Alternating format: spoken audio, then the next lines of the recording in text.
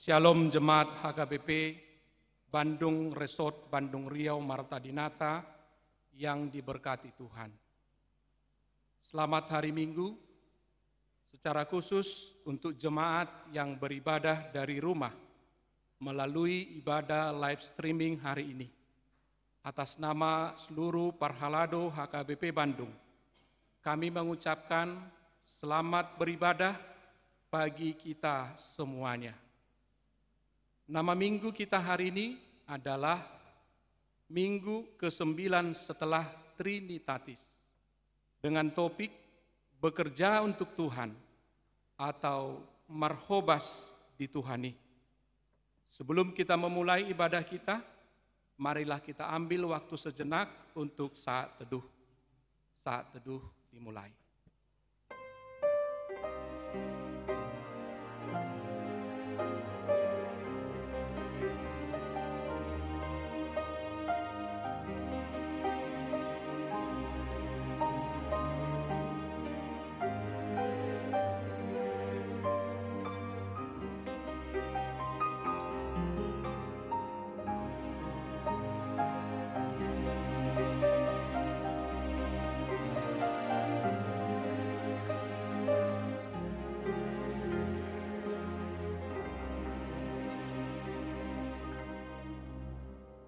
Marilah kita bernyanyi dari buku ND HKBP nomor 569 ayat 1 dan ayat 2. Pada ayat kedua kita berdiri bersama-sama.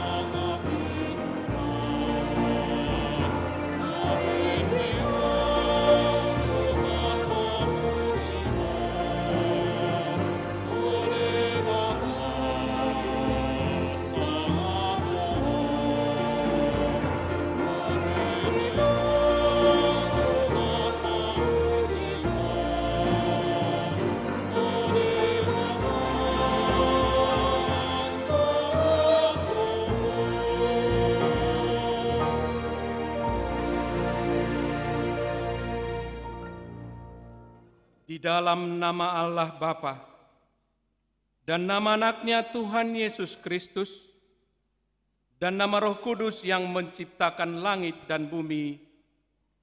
Amin. Sehingga hidupmu layak di hadapannya serta berkenan kepadanya dalam segala hal, dan kamu memberi buah dalam segala pekerjaan yang baik, dan bertumbuh dalam pengetahuan yang benar tentang Allah. Beribadahlah kepada Tuhan dengan sukacita, datanglah ke hadapannya dengan sorak-sorai. Haleluya.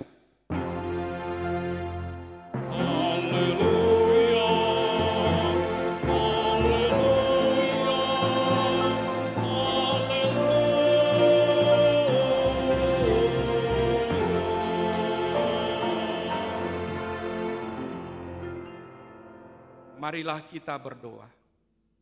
Ya Tuhan Allah, pengasih dan yang benar, kami mengucapkan syukur kepadamu. Tuntunlah kami kepada anak-Mu, supaya kami menjadi milik-Nya. Berilah kepada kami iman dan kepercayaan yang benar, supaya kami beribadah kepadamu saja. Janganlah biarkan jemaat-Mu menyandarkan pengharapannya kepada hal-hal yang duniawi, karena Engkau penyelamat dan perlindungan saya. Tolonglah dan tuntunlah kami di jalan kebenaran menuju kehidupan kekal, karena kasih-Mu dalam anak-Mu Tuhan Yesus Kristus Tuhan kami. Amin.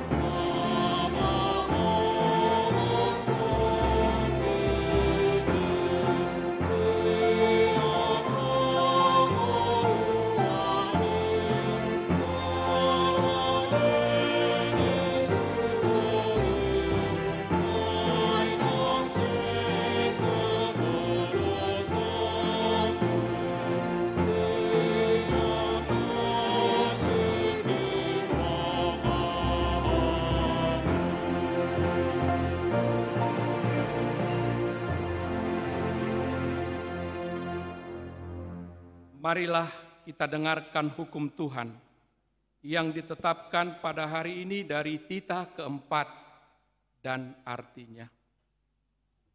Titah keempat, ingat dan kuduskanlah hari Sabat. 6 hari lamanya engkau bekerja dan melakukan segala pekerjaanmu. Tetapi pada hari ketujuh ialah Sabat bagi Allah Tuhanmu. Engkau tidak boleh bekerja pada hari itu, juga anakmu laki-laki atau perempuan, pembantumu laki-laki atau perempuan, ternakmu atau orang lain yang berada di tempat kediamanmu. Sebab Allah menciptakan langit dan bumi dan segala isinya di dalam 6 hari. Kemudian Ia beristirahat pada hari yang ketujuh. Itulah sebabnya Allah memberkati hari itu dan menguduskannya.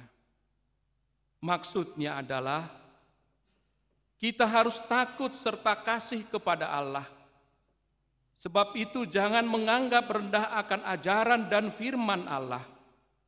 Hendaklah kita menganggap itu kudus. Dan hendaklah kita tekun mendengar dan mempelajarinya dengan gembira. Marilah kita memohon kekuatan dari Tuhan untuk melakukan yang sesuai dengan hukum-Nya. Ya Tuhan Allah, kuatkanlah kami untuk melakukan yang sesuai dengan hukum-Mu. Amin.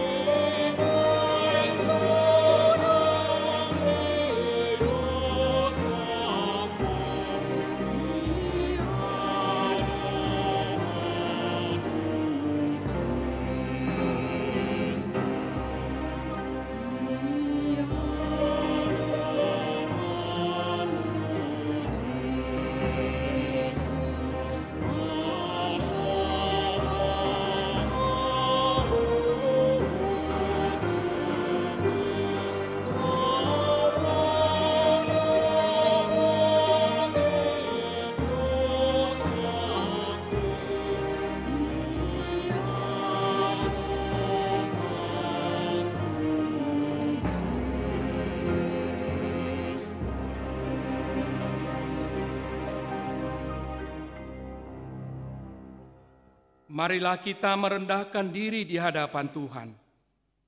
Untuk mengaku dosa kita, marilah kita berdoa. Ya Tuhan Allah Bapa kami yang Maha Kuasa, Engkau mengasihi kami orang yang hina dan tercela ini. Kami datang ke hadapan-Mu mengaku segala dosa dan kesalahan kami. Sejak dilahirkan kami sudah bergelimang di dalam dosa. Kami tersesat dan menyimpang dari jalan Tuhan. Kami sering melanggar hukum-Mu.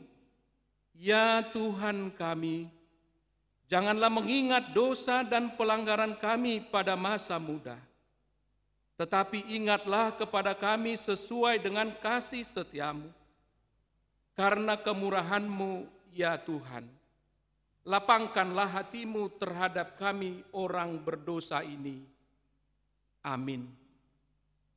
Marilah kita mendengar janji Tuhan tentang pengampunan dosa.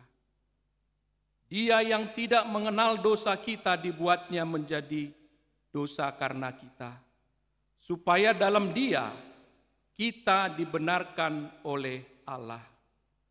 Kemuliaan bagi Allah di tempat yang maha tinggi.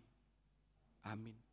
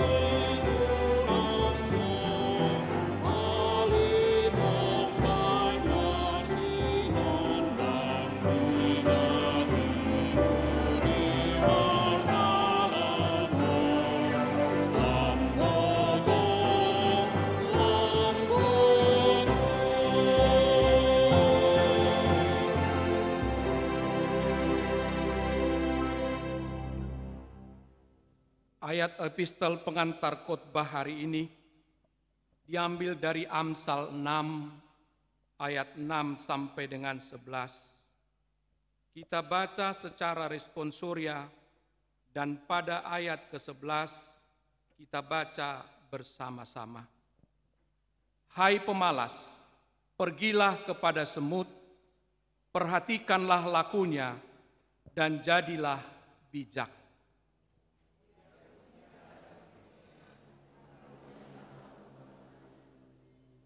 Ia menyediakan rotinya di musim panas dan mengumpulkan makanannya pada waktu panen.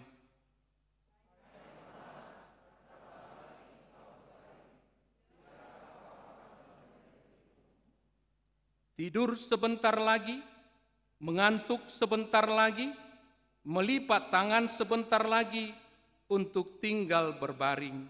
Ayat 11 kita sama-sama.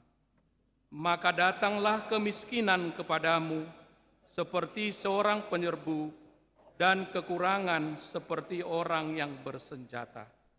Demikianlah firman Tuhan. Berbahagialah orang yang mendengar firman Tuhan dan melakukannya.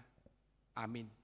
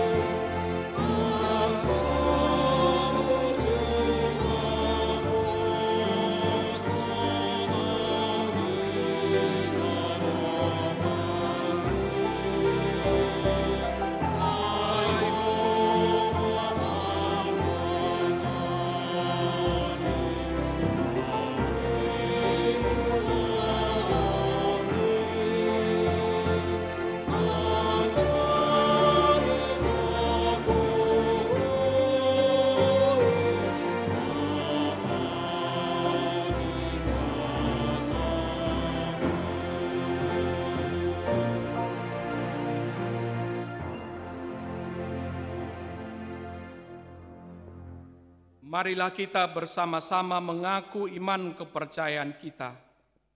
Sebagaimana teman-teman seiman di seluruh dunia, kita bersama-sama mengucapkannya.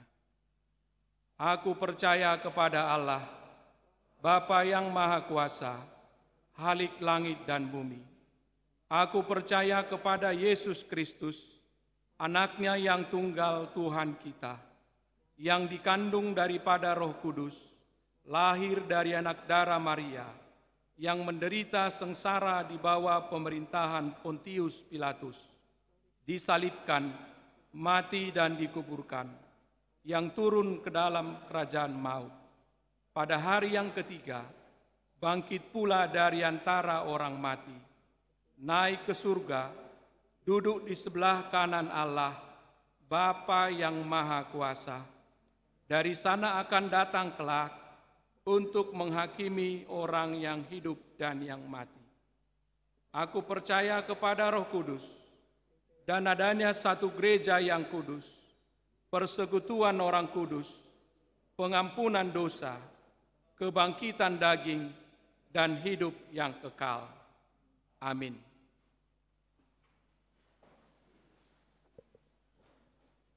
Kita mendengarkan beberapa bagian dari Warta Jemaat. Shalom amang inang seluruh jemaat yang diberkati Tuhan. Kami akan bacakan beberapa poin dari Warta Jemaat yang telah kita terima melalui WAG Week masing-masing atau melalui barcode yang tersedia di sekitar gereja kita ini. Yang pertama, dalam masa pandemik COVID-19, setiap kebaktian dan pertemuan di gereja kita tetap melaksanakan protokol kesehatan yang ditetapkan oleh WHO dan pemerintah. Marilah kita dengan kesadaran dan disiplin untuk melakukannya. Yang kedua, pada seluruh kebaktian hari ini akan dilaksanakan pengumpulan persembahan sosial huria kepada keluarga Nyonya Berliana Pasaribu Borusiahan dari Wek, Bandung Selatan, yang telah meninggal dunia pada waktu yang lampau. Persembahan akan kita kumpulkan setelah khotbah. Marilah kita memberikannya dengan sukacita dalam kerelaan kita masing-masing. Persembahan juga dapat diberikan melalui transfer ke huria kita, melalui nomor rekening Bank Mandiri nomor 1320000509696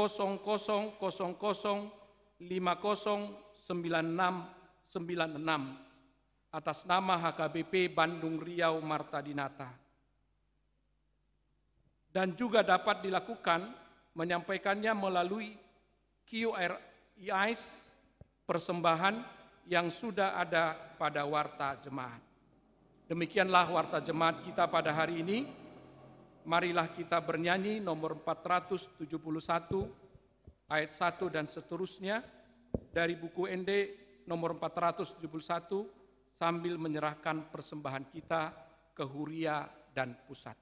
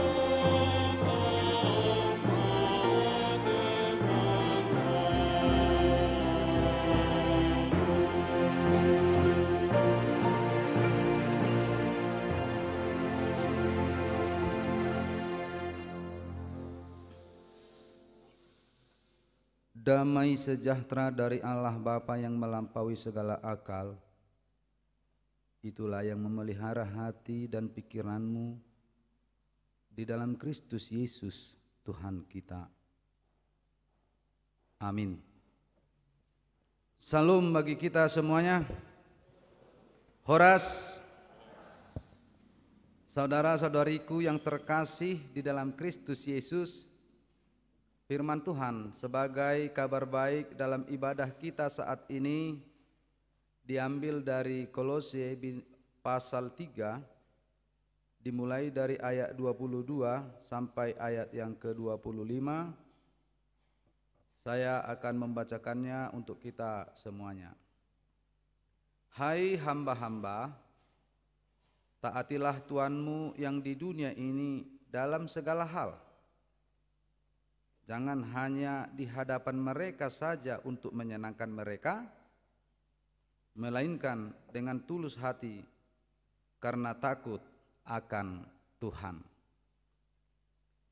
Apapun juga yang kamu perbuat, perbuatlah dengan segenap hatimu seperti untuk Tuhan dan bukan untuk manusia. Kamu tahu bahwa dari Tuhanlah kamu akan menerima bagian yang ditentukan bagimu sebagai upah. Kristus adalah Tuhan dan kamu hambanya. Barang siapa berbuat kesalahan, ia akan menanggung kesalahannya itu, karena Tuhan tidak memandang orang. Demikian firman Tuhan. Bapak, Ibu, saudara-saudari yang terkasih di dalam Kristus Yesus, sering kita mendengar bagaimana hubungan antara hamba dan tuannya. Bagaimana seorang hamba saat sangat taat, patuh, dan juga mengasihi tuannya. Tetapi ada juga kita menemukan seorang hamba membenci tuannya, menyakiti tuannya, dan bahkan ada beberapa pengalaman seorang hamba membunuh tuannya. Sejarah gereja mula-mula bahwa yang paling banyak pengikut Kristus adalah dari golongan hamba, di mana perbuatan Tuhan terhadap hambanya sering terjadi kesemena-menaan, sehingga seorang hamba diliputi rasa takut, khawatir, dan sangat-sangat mengancam hidupnya. Itu sebabnya Paulus mengingatkan gereja mula-mula, orang Kristen mula-mula yang notabene-nya lebih banyak pengikutnya dari budak, agar mereka taat, tunduk kepada tuannya. Seorang hamba sering melakukan pekerjaan tidak dengan hati lagi, karena diliputi rasa takut, diliputi rasa khawatir, diliputi dengan ancaman. Seorang hamba pada gereja mula-mula diliputi rasa, sehingga mereka bekerja tidak dengan hati. Jika tuannya ada, dia rajin bekerja. Jika tuannya tidak ada, dia tidak mau bekerja. Saya teringat dengan ada karyawan saya waktu karyawan gereja, ya, bukan karyawan saya, karyawan gereja di gereja yang saya lewati. Dia rajin diberi tugas, diperintahkan, disuruh jika ada tip. Jadi sudi ruas ngebot ibadah dulu mangelet tip. Mangkana holaro ruason pitur hatok doon. Nama neng surun nyon amat ton. Ya, tip kan pasti ada uang. Sehingga jika dia bekerja harus didorong, dimotivasi oleh tip tadi, tambahan tadi. Molodang-adong dang ulu ibana karejo, malas. Sehingga dia bekerja tidak dengan hati, tapi dia bekerja dengan motivasi imbalannya. Ya, lama-lama dia menjadi ya malas bekerja. Malas bekerja. Karena ada juga jemaat yang nggak mau memberi. Jadi mulus-ulu gebedang adong. Nah, itu dia. Artinya seorang pekerja, seorang hamba, jika dia terlebih dahulu memikirkan upahnya, maka dia akan gagal menjalani hidupnya dalam hal bekerja. Itu sebabnya Paulus menekankan nats ini agar tetap setia bekerja, bukan untuk tuannya saja tetapi untuk Tuhan. Pada masa kini banyak motivator-motivator memberikan motivasinya dalam hal bekerja. Ada etos kerja, itu ya Sinamo ya, Jansen Sinamo, 8 etos kerja. Dalam hal kepemimpinan juga demikian. Banyak. Untuk apa itu? Untuk mendorong manusia itu agar benar-benar bekerja. Coba kita dengar tadi epistel itu. Hojol sigur bakulu, merguru hotu porhis katanya. Kebayang enggak? Dalam hal bekerja kita diajak untuk meneladani binatang, yaitu semut. Dalam hal bekerja. Bagi siapa itu? Bagi si pemalas. Kalau bagi yang rajin tidak perlu. Dalam leadership, dalam hal bekerja, selain kemampuan, keberhasilan itu ditentukan oleh motivasi dan etos kerja. Jadi untuk menggapai sesuatu dibutuhkan itu motivasi dan etos kerja. Di mana motivasi adalah suatu hal yang mendorong dia melakukan sesuatu. Dimotivasi, didorong. Biasanya semakin tinggi motivasi seseorang, maka semakin tinggi juga keinginannya untuk mencapainya. Makanya kita sering memotivasi anak-anak, memotivasi karyawan, memotivasi bawahan, memotivasi orang lain supaya apa? Supaya semakin tinggi semangatnya untuk menggapai apa yang dia mau raih, yang dia mau capai. Sedangkan etos kerja adalah bagaimana seseorang mencapai tujuannya. Mungkin itu melalui disiplin, mungkin itu melalui ketekunan, mungkin itu melalui ketelatenan dan lain-lainnya. Makanya kedua hal itu dalam hal bekerja, dalam hal leadership, dalam hal menggapai sesuatu, motivasi dan etos kerja sangat dibutuhkan. Seseorang yang memiliki motivasi yang tinggi untuk mencapai sesuatu, tetapi tidak disertai dengan etos kerja, biasanya mudah bergeser dari tujuannya. Dia memiliki motivasi tapi tidak memiliki etos kerja, ini bisa bergeser dari tujuan awalnya. Makanya dibilang pelimpat dohoin. Dan binoto tu dia tujuanmu. Sasaranmu A, tapi kamu menjadi ke C dan tidak jelas. Sebaliknya, seseorang yang memiliki motivasi yang tinggi untuk mencapai sesuatu namun tidak disertai dengan etos kerja tadi, maka segala sesuatunya akan mendapat kekecewaan.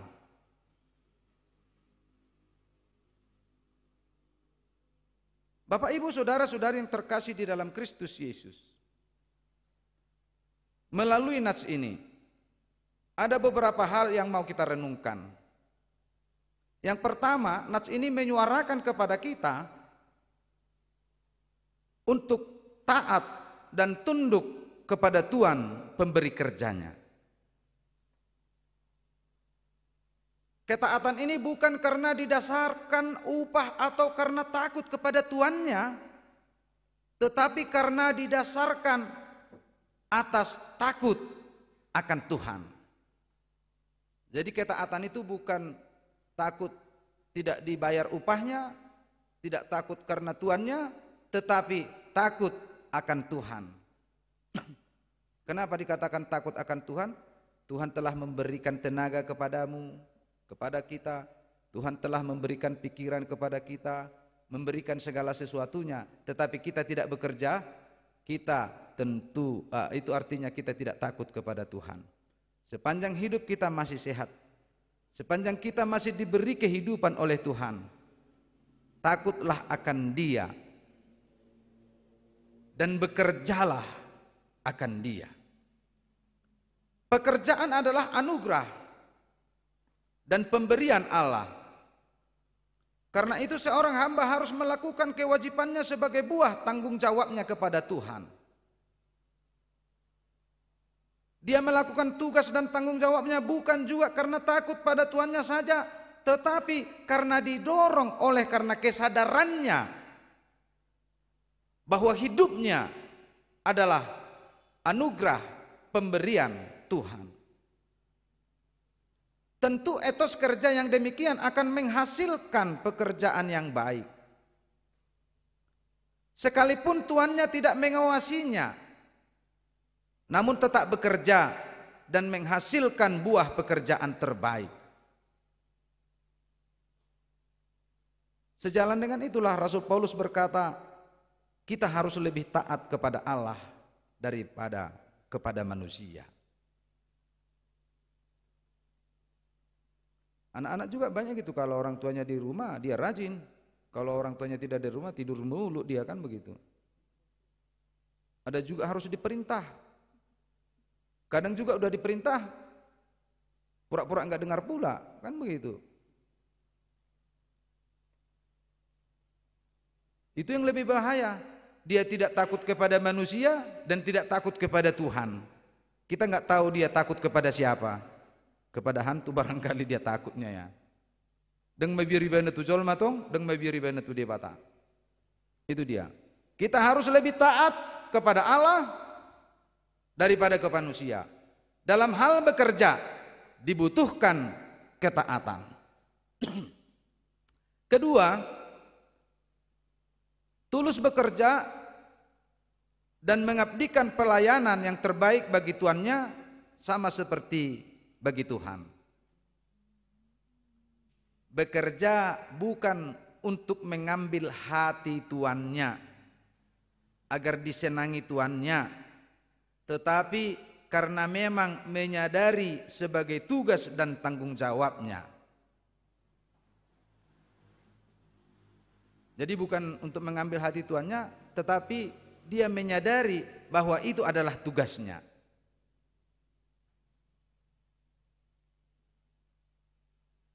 Dalam orang Batak itu dikatakan, itu ciri orang Batak ya, sangat merhula-hula. Setiap ada upacara adat maka pihak buruh terhadap hula-hulanya harus berupaya melakukan yang terbaik untuk menyenangkan hula-hulanya. Kalau itu motivasinya salah. Asalas rohani hula-hula kon hula mon, bukan sebatas itu dia. Tapi untuk apa? Ini tanggung jawab saya sebagai buruh.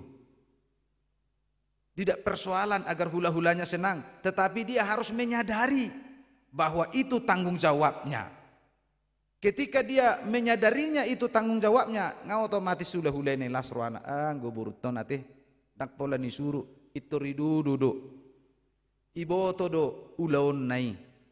Karena masa kini banyak hula-hula, banyak buruh merasa hula-hula dia, kan begitu. Dia boru hudul di nasangap tong, kan itu juga, itu bahaya. Jadi menyadari, itu tadi konsep orang Batak ya. Artinya kita sebagai orang percaya saat ini kita harus menyadari tugas kita masing-masing. Ketika Tuhan memberikan tugas kepada kita, maka kita melakukannya dan menyadarinya bahwa itu adalah tugas saya. Mau dikatakan jangan coba-coba mengambil tugas orang lain. Bahaya. Jangan coba-coba mengambil pekerjaan orang lain. kecuali menolong dia.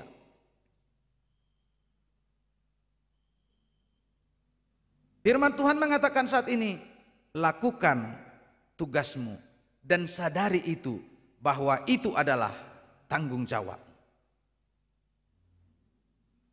Yang ketiga, tentu nats ini menyuarakan kepada kita agar bertanggung jawab dalam segala pekerjaan dan bersedia menanggung kesalahan. Dalam segala usaha dan pekerjaan yang dilakukan seorang pekerja pasti memiliki kesalahan atau kelemahan.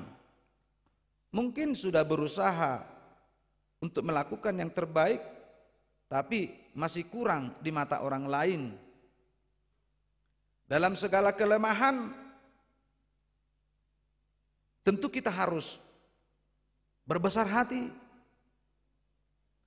Dan tentu kita harus menerima itu sebagai masukan dalam hidup kita, dalam hal pekerjaan kita, agar kita mampu mengevaluasi dan memperbaiki. Karena banyak pekerja tidak mau dikritik dia. Banyak. Orang mengkritik dari botoho. Artinya kita harus menyadari dalam hal pekerjaan, dalam hal tanggung jawab itu tidak begitu sempurna yang dapat kita lakukan, dan kita harus mengakui itu adalah kelemahan dan itu harus kita terima, sehingga dari situ kita mampu mengevaluasi dan memperbaiki perbuatan dalam hal pekerjaan kita. Orang yang mau memperbaiki kesalahan akan menghasilkan pekerjaan yang lebih baik. Dia udah tahu salah, dilanjutin terus, nggak mau memperbaiki, baulana salah maulana. Makanya ada istilah orang bijak mengatakan begini, saya tidak mau jatuh dari tangga 2 kali pada tangga yang sama.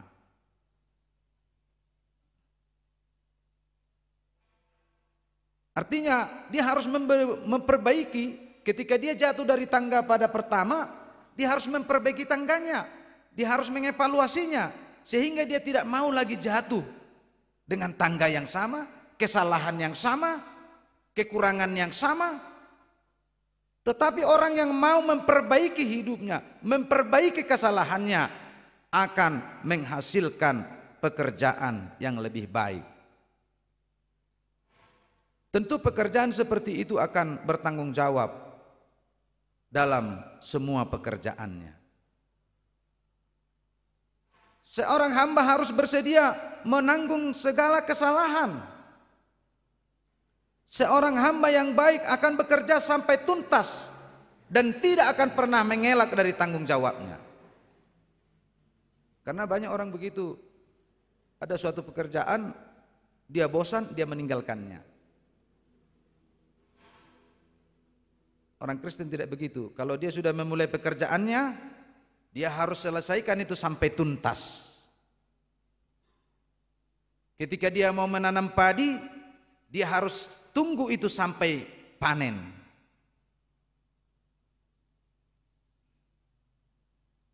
Dan itulah tanggung jawab dari seorang hamba. Seorang hamba yang baik, dia akan melakukan pekerjaannya sampai tuntas. Bapak, Ibu, saudara-saudari yang terkasih di dalam Kristus Yesus, tentu ketiga hal inilah yang menjadi perenungan dalam hidup kita sebagai seorang hamba. Kita adalah hamba-hamba Tuhan, dan Tuhan adalah Tuhan kita.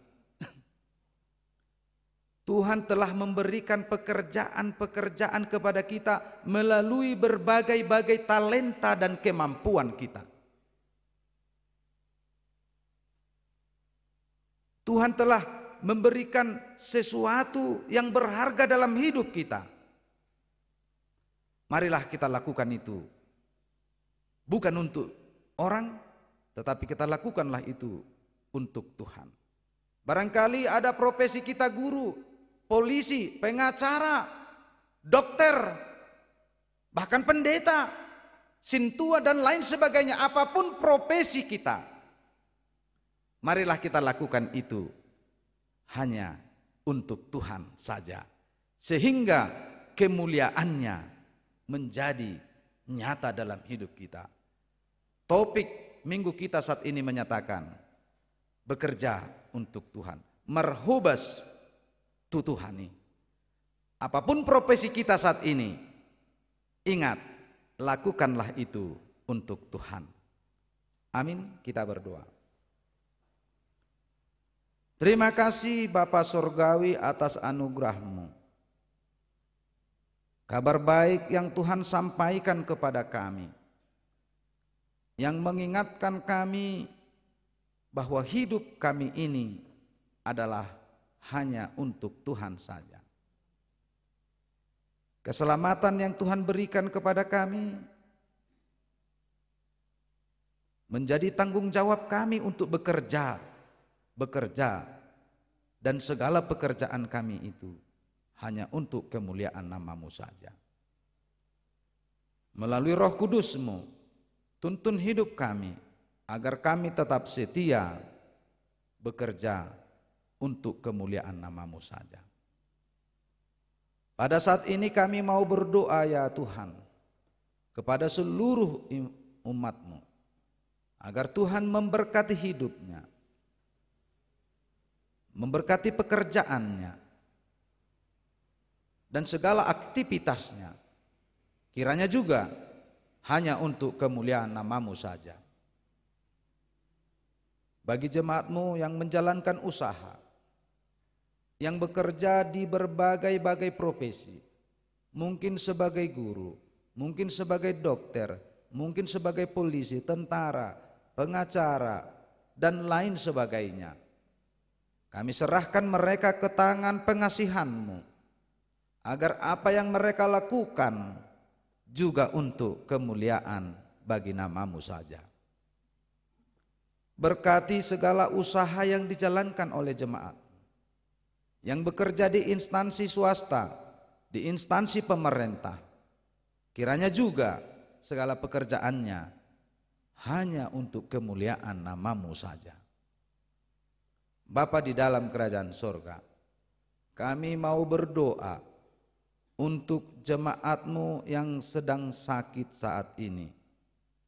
Kiranya melalui kuat kuasa-Mu, Tuhan dapat memperlihatkan mujizat-Mu, agar sakit penyakit yang ada dalam tubuhnya dapat pergi begitu saja, sehingga sukacita semakin nyata dalam hidupnya.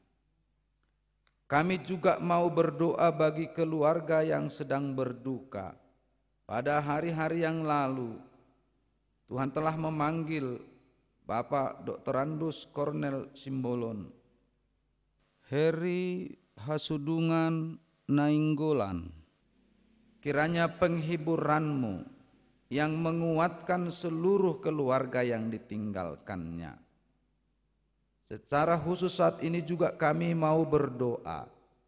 Di pagi hari tadi Tuhan telah memanggil hamba-Mu, Pendeta Henry Gultom, yang bertugas di Semarang Barat dan telah mutasi ke distrik 18 Jabarta ini.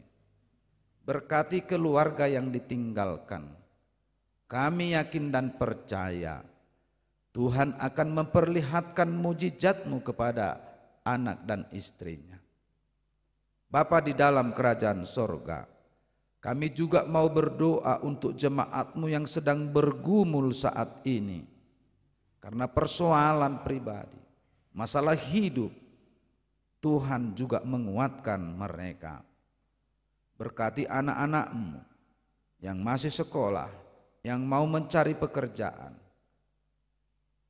dan yang merindukan pasangan hidup. Kami serahkan juga mereka ke tangan pengasihan-Mu, agar Tuhan menyertai hidupnya. Pada saat ini kami mau berdoa kepada jemaat-Mu yang merindukan keturunan. Dengan kerendahan hati kami, agar Tuhan memberikan keturunan kepada jemaat-Mu yang merindukannya. Kami tahu tidak ada yang mustahil bagi-Mu ya Tuhan. Dan perlihatkanlah mujizat-Mu itu kepada seluruh jemaat-Mu yang merindukan keturunan.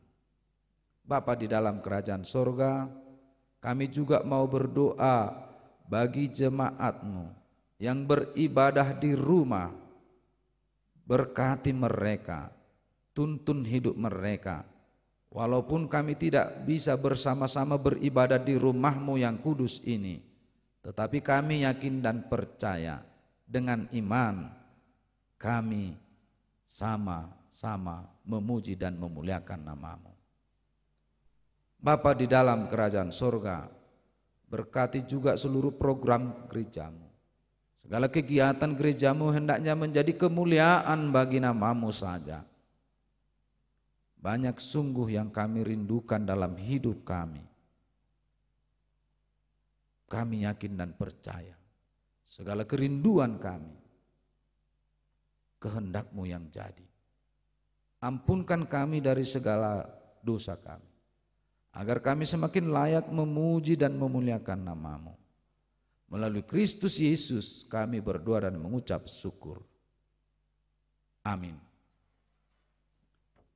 Kita bernyanyi dan memberikan persembahan sosial kepada jemaat yang telah meninggal dunia di hari-hari yang lalu.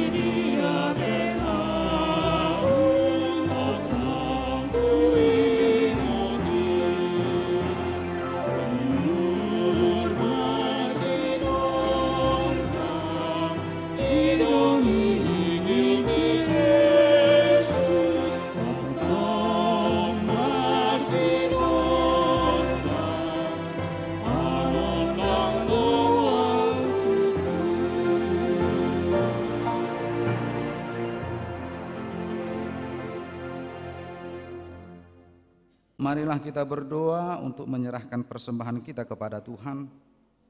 Ya Allah Bapa kami yang di sorga, kami mengaku bahwa Tuhan adalah sumber dari segala karunia yang melimpah dalam kehidupan kami masing-masing. Sebahagian daripada karunia itu kami serahkan kembali sebagai persembahan kepada Tuhan. Terimalah dan berkatilah persembahan umat-Mu ini, agar dapat kami pergunakan untuk pekerjaan dan pelayanan kerajaan Tuhan di dunia ini. Bukalah hati kami untuk mengenal betapa banyak berkat dan karunia yang kami peroleh dari Tuhan, supaya kami senantiasa bersyukur kepada-Mu, di dalam nama Yesus Kristus Tuhan kami. Amin.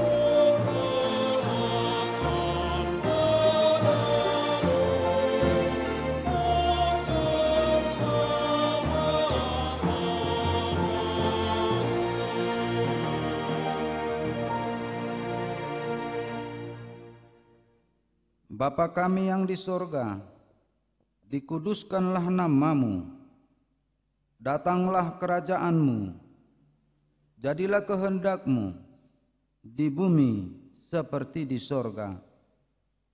Berikanlah kami pada hari ini makanan kami yang secukupnya, dan ampunilah kami akan kesalahan kami, seperti kami juga telah mengampuni orang yang bersalah kepada kami.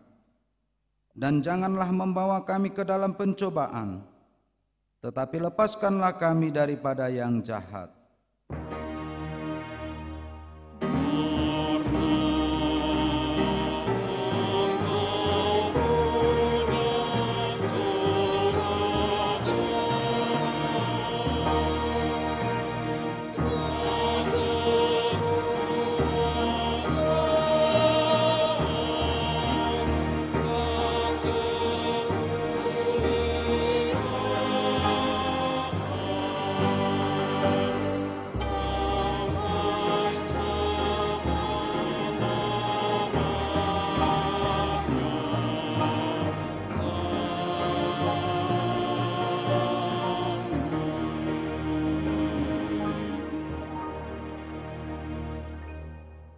Pulanglah dengan damai sejahtera dari Tuhan, dan terimalah berkat Tuhan.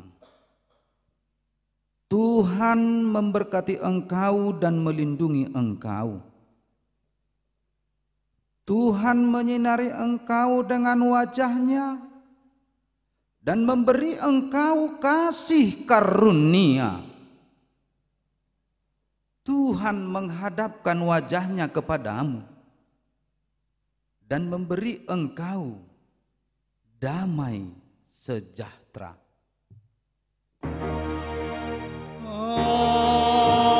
Amin. Amin.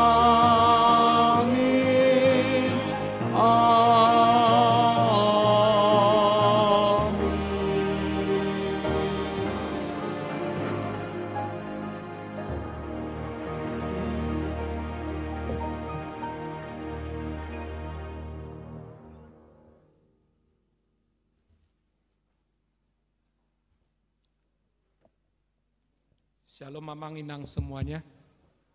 Sesuai aturan beribadah di HKBP Bandung, kami mohon agar jemaat tetap mengikuti protokol kesehatan, yaitu pertama menggunakan masker selama di gereja ini dan lingkungan gereja, menjaga jarak dengan sesamanya minimum 1 meter, dan tidak bersalaman serta tidak berdiam lama di gereja.